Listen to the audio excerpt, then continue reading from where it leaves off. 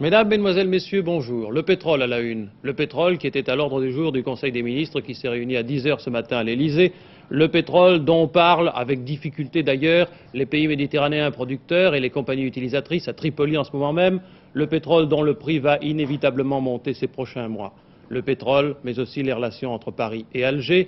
Qu'a-t-on dit? Bernard Olivier, notre collaborateur, est à l'hôtel de Clermont où l'on attend le compte-rendu du porte-parole du gouvernement. Olivier, vous savez quelque chose? Eh bien, pour l'instant, Jean Lanzy, le Conseil des ministres est terminé depuis une demi-heure, mais M. Léo Hamon, le porte-parole du gouvernement, n'est pas encore arrivé à l'hôtel de Clermont, où il doit faire le compte-rendu devant la presse. Pas d'indication? Je peux vous dire qu'il a déjà été question du problème du pétrole entre le président de la République et le Premier ministre au cours d'une première réunion qui a eu lieu hier à l'Élysée, et à nouveau ce matin, avant l'ouverture du Conseil, au cours de l'entretien en tête-à-tête qu'ont les deux hommes avant ce Conseil.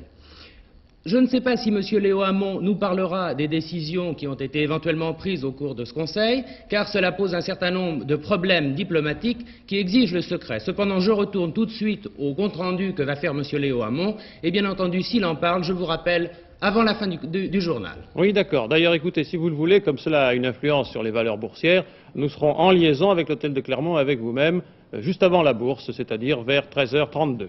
À tout à l'heure. À propos du pétrole, des distributeurs de pétrole, peut-être y aura-t-il sous peu quelques difficultés avec ceux qui fournissent vos voitures.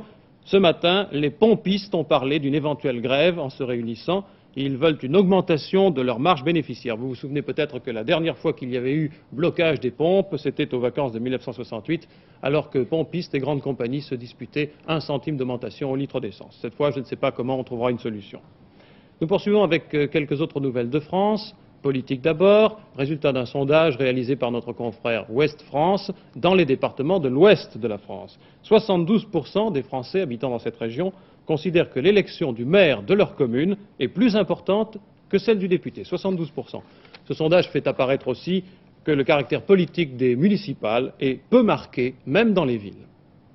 En liaison avec le scrutin, l'enquête sur la fusillade de Puteaux, un télégramme donné ce matin par l'agence France-Presse. Dans le cadre de cette enquête, vous vous souvenez que près de la mairie de Puteaux, samedi matin, un colleur d'affiches du sénateur Dardel a été tué et 3 autres ont été blessés par un commando adverse. Dans le cadre donc de cette enquête, la police judiciaire a effectué une série d'opérations. Très tôt ce matin, 13 personnes ont été interpellées qui pourraient avoir fait partie de ce commando. Ce sont notamment des amis de messieurs Antoine Gianni, beau-frère de M. Secaldi-Reno, maire sortant de Puteaux, Maurice Olivier et Pierre de Brossard, tous deux employés municipaux. Ces 3 hommes, je vous le rappelle, ont été appréhendés, déférés au parquet dimanche. Les 13 personnes interpellées ce matin ont été conduites au quai des Orfèvres où les auditions et les vérifications d'emploi du temps pour la nuit de vendredi à samedi vont se poursuivre sans doute toute la journée. Autre chose, on reparle du Concorde. M. Antoine Pinet, en tant que président de la Coder Rhône-Alpes, a dit hier soir que l'on dépensait beaucoup trop d'argent pour quelques milliardaires américains et pour leur faciliter la traversée rapide de l'Atlantique. M. Pinet estime qu'on devrait penser aux transports locaux en France. M. Eugène Claudius Petit est du même avis. Au cours de cette même réunion, il a qualifié le projet Concorde de projet de prestige. Aux États-Unis, cependant, pour le Concorde, comme pour son concurrent américain, le SST, le problème du bruit.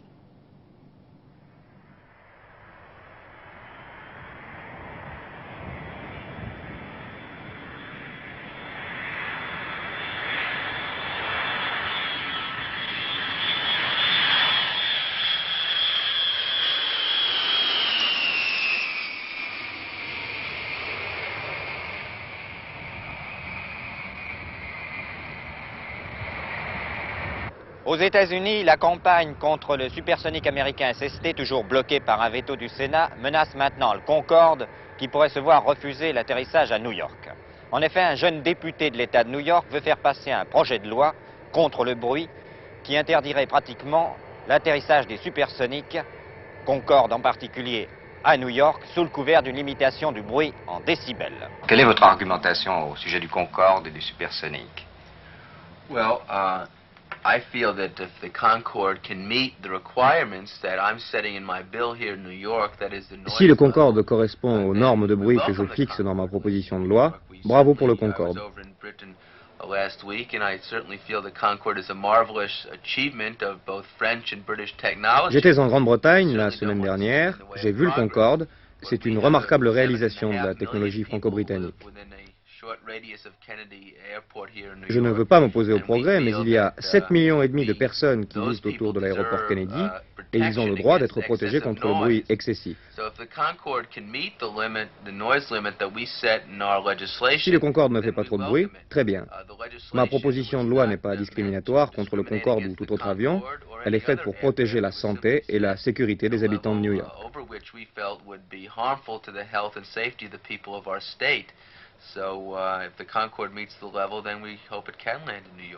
Face à ce député de 26 ans, M. Stein, qui tient peut-être les clés de New York, les défenseurs britanniques du Concorde ont utilisé tous les arguments. Le Concorde, dont il dit, ne fera pas plus de bruit que les jets actuels. Son interdiction mettrait au chômage 250 000 ouvriers. Le tout au profit de l'appareil soviétique supersonique Tu-144 qui va être mis en service. Et puis, sous le couvert de la défense contre l'environnement et contre le bruit, dit-il, eh bien, c'est en fait un protectionnisme américain, le boycott de la concurrence étrangère en attendant la décision sur le supersonique SST. Cela pourra faire une crise entre l'Europe et les États-Unis. Tout cela n'est pas encore décidé, loin de là, mais cela illustre la virulence des polémiques à propos du supersonique américain et donc aussi du Concorde. Et derrière cette affaire de bruit, il y a, comme vous le voyez aussi, beaucoup de politique.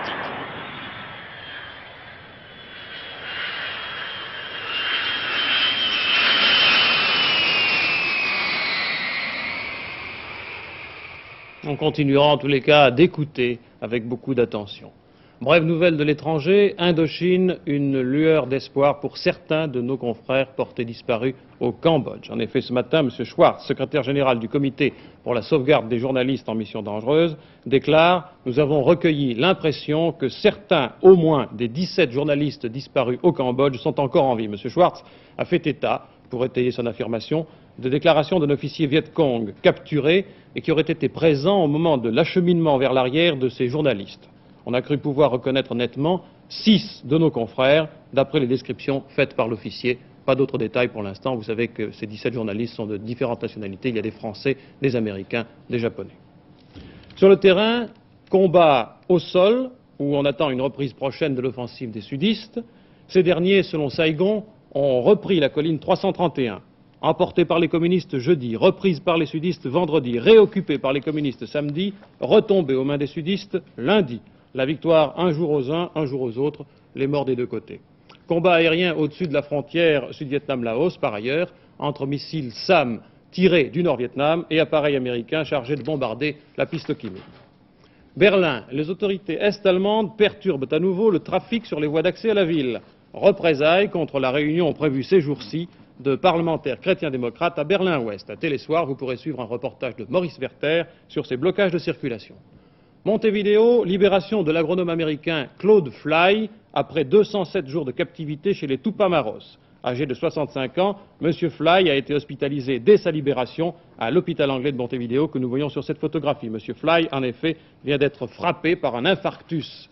Cette aggravation de son état de santé est peut-être la cause de sa libération, mais aussi sans doute le paiement non confirmé pour l'instant d'une lourde rançon. On parle de 1 400 000 francs actuels, bien sûr. Les Tupamaros détiennent encore Geoffrey Jackson, ambassadeur de Grande-Bretagne en Uruguay, enlevé il y a maintenant 2 mois. Petite nouvelle du temps en France. Mauvais et froid, et puis revoici le verglas. Vous l'avez peut-être constaté vous-même ce matin sur vos routes. Record du froid la nuit dernière à Embrun, dans les Hautes-Alpes, avec moins 8 degrés. Neige et verglas sur les routes des Ardennes, de la Moselle, de la Loire, de l'Eure-et-Loire, et aussi près de Mâcon et près de Dijon. Et dans le centre autour de Limoges, regardez. Troisième offensive de l'hiver en Limousin. Hier, vers 16 h, la neige s'est mise à tomber sur la Creuse, la Haute-Vienne et la Haute-Corrèze. Ce matin, la campagne et les villes étaient blanches. Peu ou pas de surprise, nous sommes habitués à un hiver long et capricieux qui semble souvent vouloir lâcher prise et qui, soudainement, comme hier, nous rappelle que le printemps n'est pas encore là. La nature engourdie avait repris son aspect morne et silencieux. Les hommes avaient dû s'atteler aux petits problèmes matériels et pratiques. La couche atteignait ce matin environ 5 cm sur l'ensemble de la région. Les routes exigeaient la prudence et l'attention au lever du jour. Maintenant, il n'y a plus de problème. Le réseau est entièrement dégagé et en particulier la route nationale 20 qui a retrouvé son aspect normal. Il convient toutefois d'être prudent sur certaines routes de la Creuse qui sont très peu empruntées. Sur le plan humain, pas de perturbation, pas de village isolé ni de lignes téléphoniques coupées. Méfiance pourtant, la météo prévoit un refroidissement. Le verglas pourrait très bien dès demain matin remplacer la neige. Ça touche les automobilistes et aussi les cyclistes, Jean-Michel Lelieu. On raccourcit les courses tellement il fait froid. Ils sont mis à rude épreuve, comme ceux du Tour d'Indre-et-Loire. Nous allons voir d'ailleurs des photos qui illustrent assez bien cette arrivée du froid sur les routes qu'empruntent les coureurs cyclistes. Cela se passait hier. La première étape du Tour d'Indre-et-Loire s'est déroulée théoriquement entre Tours et Tours, avec une boucle d'un peu plus de 170 km. Et en fin de compte, les coureurs sont partis, revêtus de leur imperméable. Vous les voyez défiler. Ici, Walter Godefroot, qui fait maintenant partie d'une équipe française.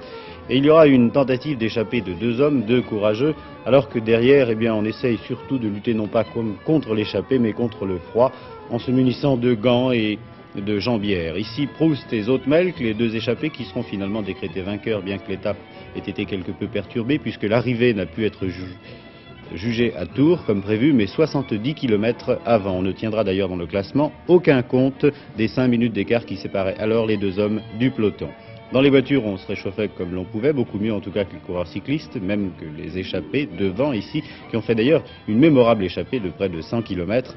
C'est une belle performance qu'ont réalisé là Proust et Zoetemelk. Et vous allez voir les coureurs descendre. Il y aura 13 abandons après le ravitaillement ici.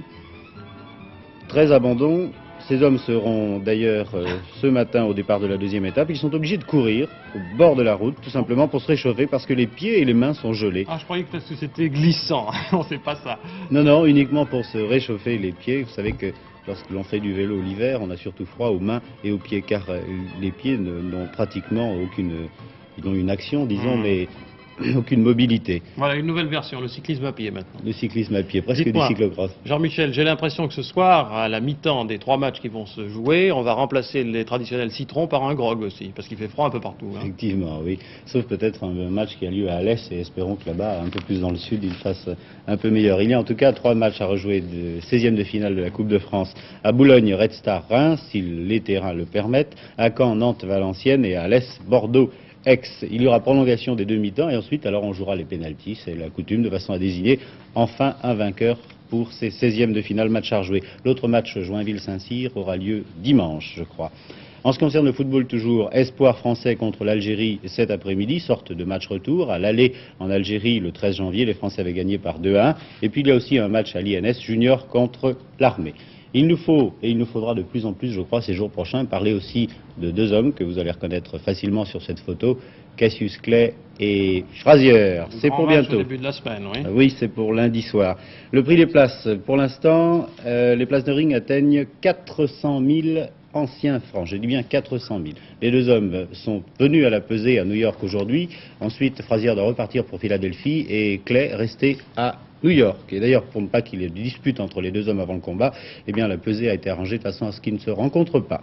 Enfin, une dernière note de cyclisme. Merckx est parti pour gagner sa première course par étape de la saison, le Tour de Sardaigne. Hier, c'est Ritter qui a triomphé contre la montre à la moyenne stupéfiante de 54 km 219. Ça va très vite maintenant, vélo. Effectivement. Voilà donc pour les sports. Dans l'actualité littéraire et artistique, 2 événements. La tempête chez les Goncourt, suite, et puis l'exposition yougoslave à Paris. Je vous propose de commencer par là, en suivant Christian Bernadac, en Yougoslavie, sur les lieux mêmes où les chercheurs ont trouvé, il y a maintenant 3 ans, d'étranges pierres vieilles de 8000 ans, qui témoignent de l'établissement du premier village de notre terre. C'est à Lepenski Vir, près des portes de fer, en bordure du Danube, à la droite de cette carte. Christian Bernadac.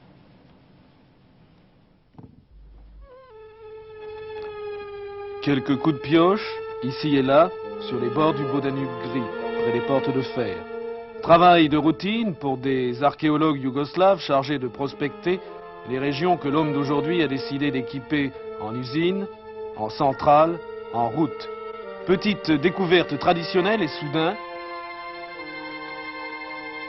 le balai du chercheur hésite, s'énerve, dénude une tête de pierre oubliée ici, il y a 8000 ans, par l'un des villageois de Lepenski Vir. Lepenski Vir, découverte fantastique, Lepenski Vir, première petite ville de notre monde.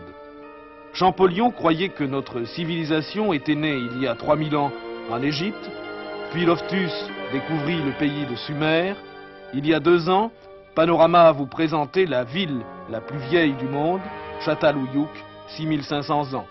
Aujourd'hui, tout est remis en question. Les 33 têtes sculptées sur les bords du Danube protégeaient les 41 maisons de la plus vieille communauté agraire de notre terre. Statue étonnante, statue sans doute magique, ces dieux placés près du foyer sont des représentations anthropomorphes. Le sculpteur, qui interprète ou reproduit parfaitement les animaux qu'il veut capturer, tuer ou envoûter, est effrayé par les représentations humaines. Il déforme le visage pour que la pierre magique ne puisse à son tour l'envoûter, le tuer.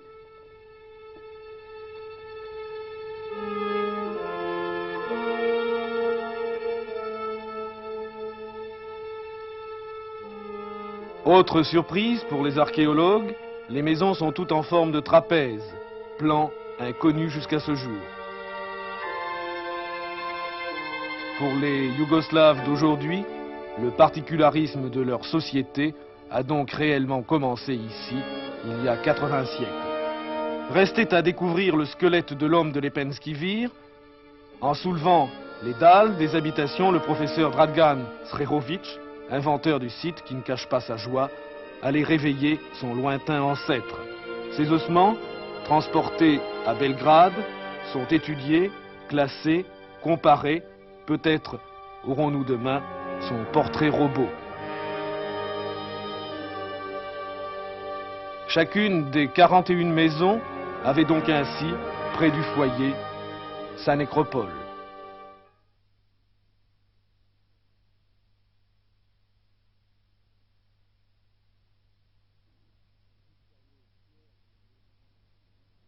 Les mystérieuses pierres du néolithique ancien à l'exposition d'art yougoslave à Paris, au Grand Palais, depuis hier. Après cela, le suspense chez les Goncourt. Après l'élection de Bernard Clavel, alors qu'il tenait pour Félicien Marceau, messieurs Héria, Queneau et Salacrou ont fait savoir qu'ils n'étaient pas encore démissionnaires, mais qu'ils le seraient peut-être. Et l'on a échangé des propos assez vifs entre les tenants de Clavel et ceux de Marceau. Écoutez les propos recueillis ce matin par Dominique Laury auprès de Roland d'Argelès, attaqué hier par Salacrou et qui attaque ce matin. Je le dis publiquement, M. Armand Salacrou est un menteur. J'en fais appel à ceux qui assistaient à la séance de l'Académie Goncourt où on parla pour la première fois du remplacement de Giono.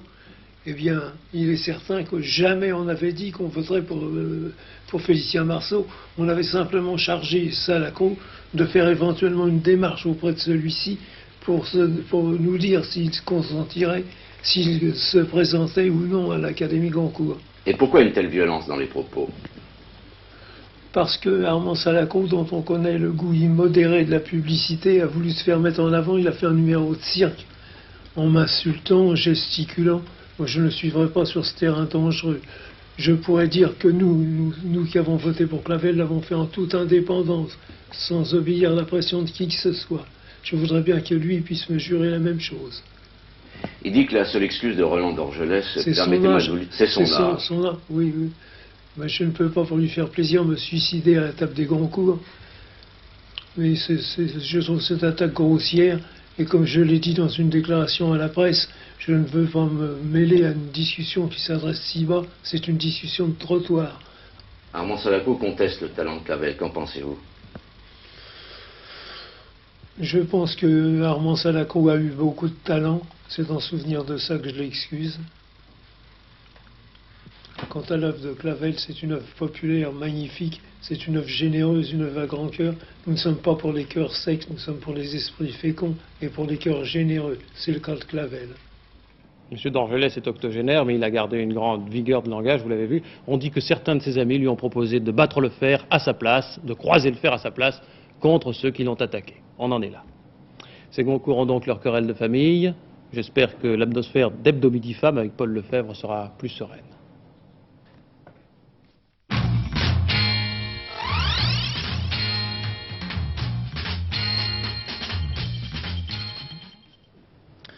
Vous savez, le salon des arts ménagers s'ouvre aujourd'hui au Palais de la Défense à Paris, c'est le 48e du nom. Au-delà des chromes, des peintures claires et des gadgets, il ne faut pas oublier que ce salon est en majorité l'aboutissement de l'activité de 140 sociétés françaises et de 70 000 salariés. 25 pays étrangers sont venus concurrencer la production française sur un terrain où la compétition est très dure. Le salon des arts ménagers, c'est le salon du confort, du pratique dans la vie quotidienne du couple, et il est intéressant de voir comment sont équipés les ménages français. Regardez ce tableau, on va vous le montrer, qui donne les chiffres d'une étude datant de novembre. En somme, 8 ménages français sur 10 ont un réfrigérateur, mais ils ont préféré acheter un poste de télévision et une voiture avant d'envisager d'acquérir une machine à laver ou un aspirateur. Il s'agit là d'une motivation qui dépasse le simple problème de l'équipement d'un appartement. Ce que l'on peut noter aussi, c'est qu'en 10 ans, les Français, et surtout les Françaises, ont doublé leur équipement ménager, doublé et transformé. C'est ce que vous montre le reportage de Michel Toulouse. Viens m'embrasser et je te donnerai un frigidaire, un joli scooter, un atomixer et du Dunlopio, une cuisinière avec un four en verre. Oui, depuis Boris Vian, les arts ménagers conservent toujours leur pouvoir de séduction. On attend cette année 1 million de visiteurs.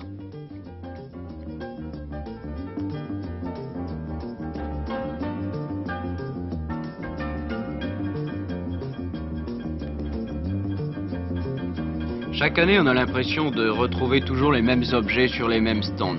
Simplement, les couleurs ont un peu changé. Pourtant, en 5 années, d'énormes progrès ont été réalisés. Machine à laver la vaisselle, casserole qui n'attache pas, four auto-nettoyant, et chaque appareil fait gagner dans la semaine quelques heures à la ménagère, dont elle peut profiter à son gré. Finalement, ce n'est plus le salon des arts ménagers, mais pour les femmes, celui du temps gagné. Pour la machine à laver la vaisselle, on gagne bien 2 heures par jour. Dans le domaine de la machine à laver la vaisselle, les étrangers avaient attaqué les premiers. Mais cette année, les Français ripostent et chaque stand a à cœur de présenter au moins un lave-vaisselle. Sur les machines, l'ouverture sur le haut a été pratiquement abandonnée. Elles s'ouvrent toutes de face, ce qui est plus pratique pour enfourner la vaisselle.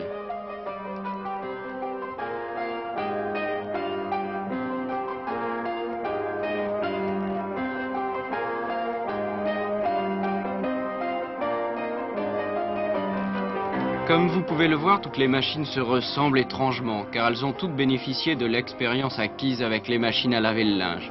La solution idéale a donc été trouvée sans tâtonnement. Le produit à traiter, la vaisselle, est aussi moins varié que les textiles.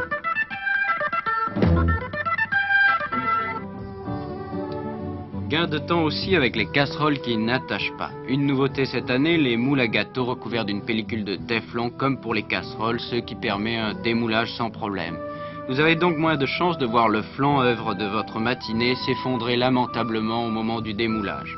Un seul défaut, ces moules et ces casseroles ne doivent pas être rayés, ce qui a entraîné la naissance d'accessoires comme des spatules ou des fouets en plastique souples pour ne pas rayer.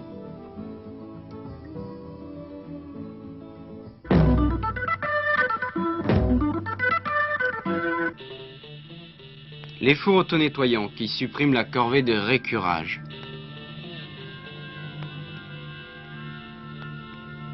Une montée à température élevée, 500 degrés, permet la carbonisation totale des graisses et autres projections. L'opération terminée, on élimine avec une éponge la fine poussière restante.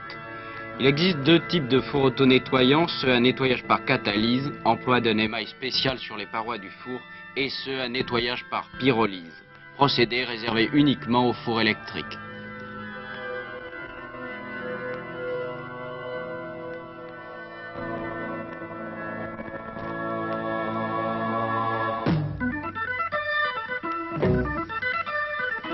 Évidemment, tout est plus moderne, tout est plus beau, mais c'est cher. Oui, si les gros appareils semblent trop chers, vous pouvez repartir du salon en ayant acheté un gadget, des rôtissoirs dont les prix baissent, ou alors cette boîte aux lettres étanche, tout temps, tous usages. Et si vous voulez faire des salades sans vous mouiller, vous pourrez toujours acheter ce panier à salade hermétique.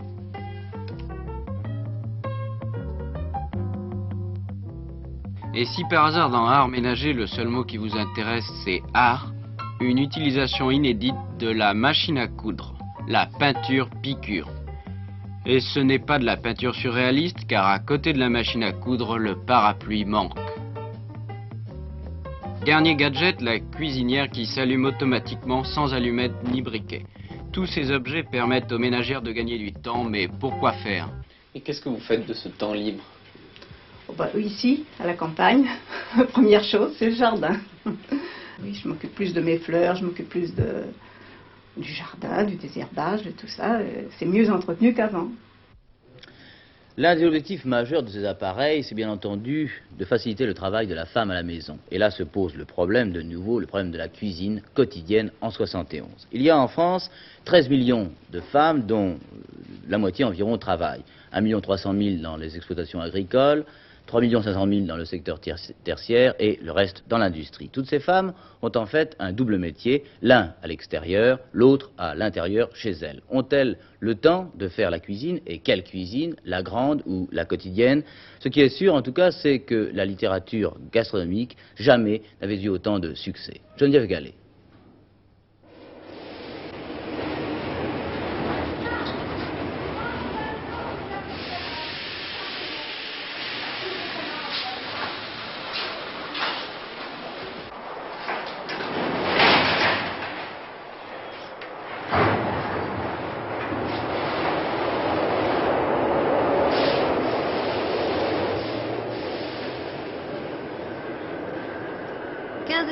De magazines, 20 heures d'émissions de radio et de télévision. C'est en moyenne la part accordée chaque année à la cuisine par la presse féminine écrite et parlée, sans compter les revues spécialisées.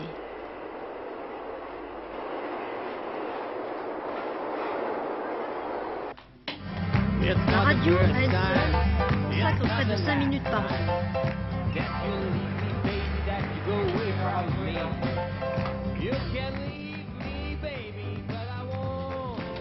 Et voici notre recette du jour, les escalopes panées. Pour les préparer, il vous faut 2 œufs, de la farine et de la chapelure. Battez les œufs dans une assiette. Bonjour. Et puis, bien sûr, il y a les livres. Classiques ou fantaisistes, les livres de cuisine ont beaucoup de succès. Celui qu'achète cette dame, par exemple, est paru en 1932.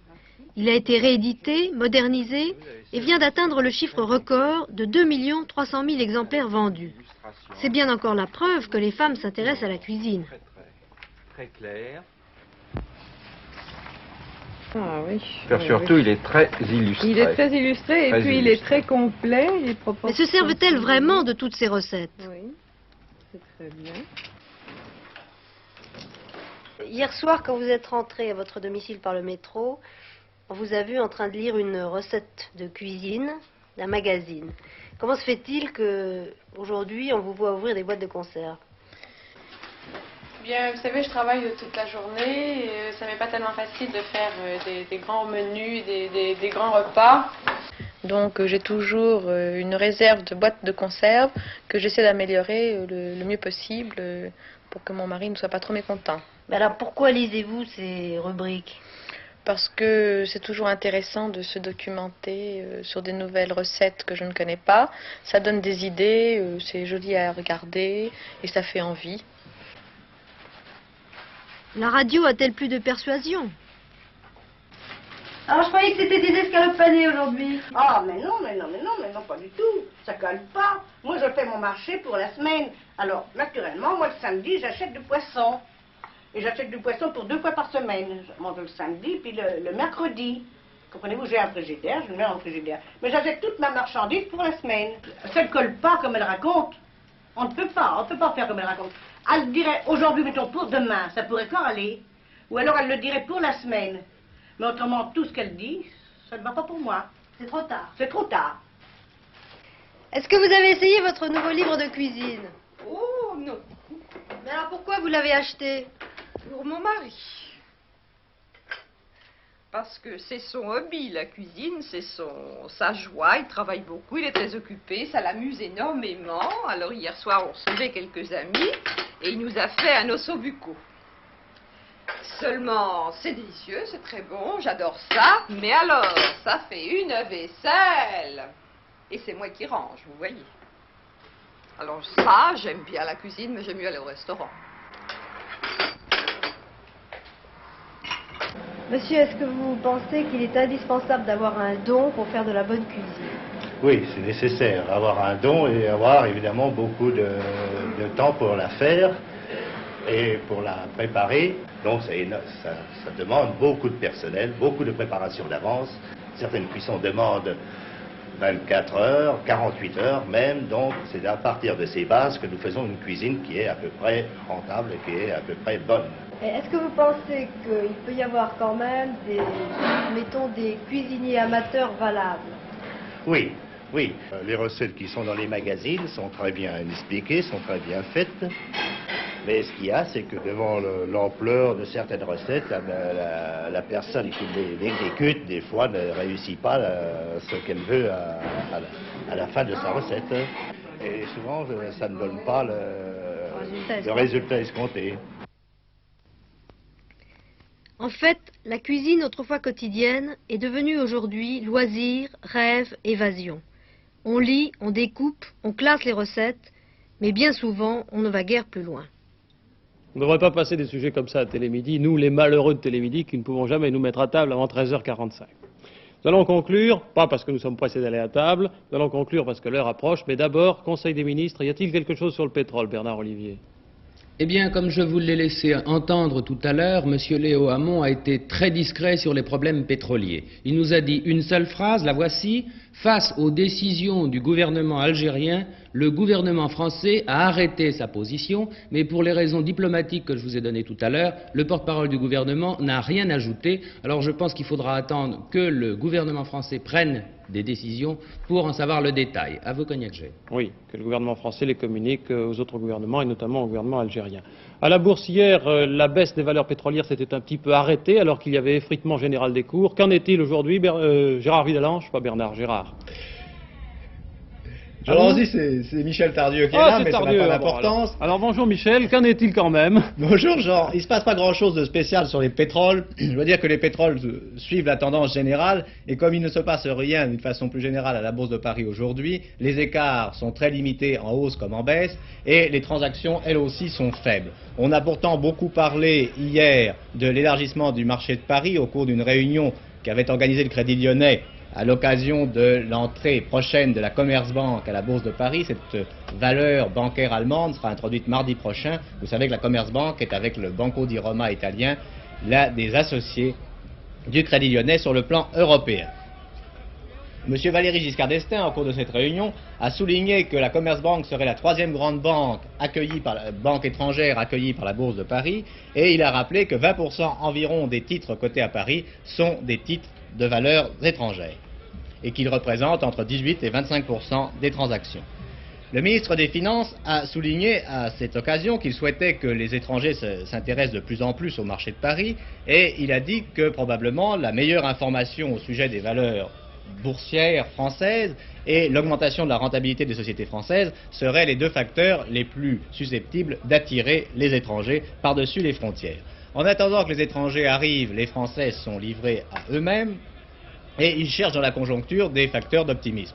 La dernière enquête publiée par l'Institut national de la statistique a montré que les chefs d'entreprise, tiens, je suis en train de constater qu'il se passe quelque chose au Galeries Lafayette. Vous voyez que les cours ont augmenté. On peut revenir un petit peu sur les Galeries Lafayette. Vous voyez à 165,50, puis 164,90 contre 156,20. C'est probablement la vedette de la séance. Je ne sais pas ce qui se passe. On avait parlé à plusieurs reprises d'achats étrangers. C'est peut-être encore l'explication qu'on donne, mais je crois qu'il faut que je rende l'antenne. Alors, à vous, Jean Lanzy. Oui, bien merci. Oui, on est tellement pressé qu'on avait passé le générique. Je veux quand même vous dire au revoir.